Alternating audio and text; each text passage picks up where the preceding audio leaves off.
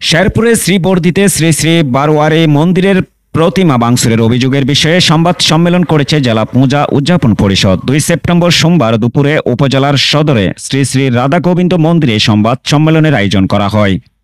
সংবাদ সম্মেলনে জেলা পূজা উদযাপন পরিষদের আহ্বায়ক জিতেন্দ্র মজুমদার ও সদস্য সচিব সুব্রত চন্দ্র দে স্বাক্ষরিত লিখিত বক্তব্য পাঠ করেন জেলা পূজা উদযাপন পরিষদের সিনিয়র যুগ্ম আহ্বায়ক বিপ্লব দাম টান্ডু।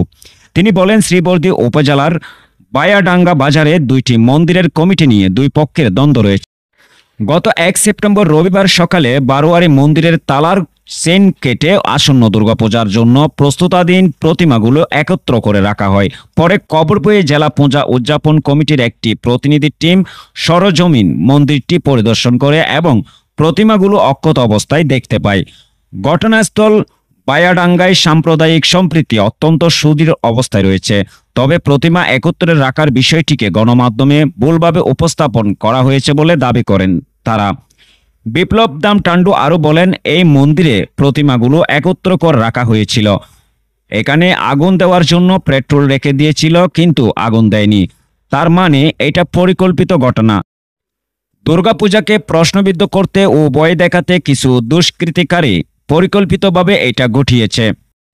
জেলা পূজা উদযাপন পরিষদের সদস্য সচিব সুব্রত চন্দ্র দে সাংবাদিকদের প্রশ্নের জবাবে বলেন, বায়াডাঙ্গায় 2টি মন্দিরের মধ্যে কোন মন্দিরে দুর্গাপূজার মণ্ডপ হবে সেটি নিয়ে মতবিরোধ ও দ্বন্দ্ব সৃষ্টি হয়। আমি ইতিমধ্যে দুপক্ষকে বলেছি যাতে নিজেদের মধ্যে সমঝোতা করে, না হলে জেলা পূজা উদযাপন পরিষদের পক্ষ থেকে যথাযথ ব্যবস্থা নেওয়া হবে।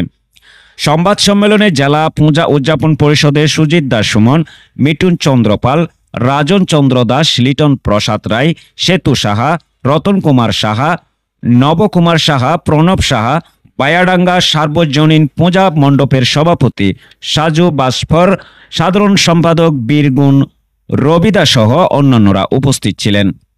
উল্লেখ্য, 1 সেপ্টেম্বর রবিবার শ্রীবর্ধী উপজেলার রানীশিমুল ইউনিয়নের বায়াডাঙ্গা বাজারে শ্রী শ্রী বারোয়ারি মন্দিরে তালার চেন কেটে ভেতরে প্রবেশ করে মন্দিরের প্রতিমা ভাঙচুর এবং পেট্রোল ক্রেশন ছিটিয়ে আগুন দেওয়ার চেষ্টার অভিযোগে অজ্ঞাতনামা কয়েকজনকে আসামি করে থানায় লিখিত অভিযোগ দেন বায়াডাঙ্গা সার্বজনীন পূজা মণ্ডপের সভাপতি সাজু বাসফর। ওই ঘটনার খবর পেয়ে শ্রীবর্ধী থানা পুলিশ ও সেনাবাহিনী ঘটনাস্থল পরিদর্শন করে।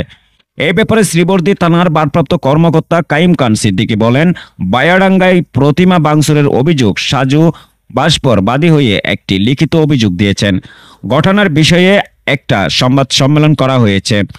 ওনারা সেখানে যেটি বলেছেন সেটি আমরা আন্দাজ করেছিলাম, কিন্তু ঘটনা ঘটলে তো মামলা নিতে হয়। এখন তদন্তে প্রকৃত ঘটনা কি সেটি বেরিয়ে আসবে।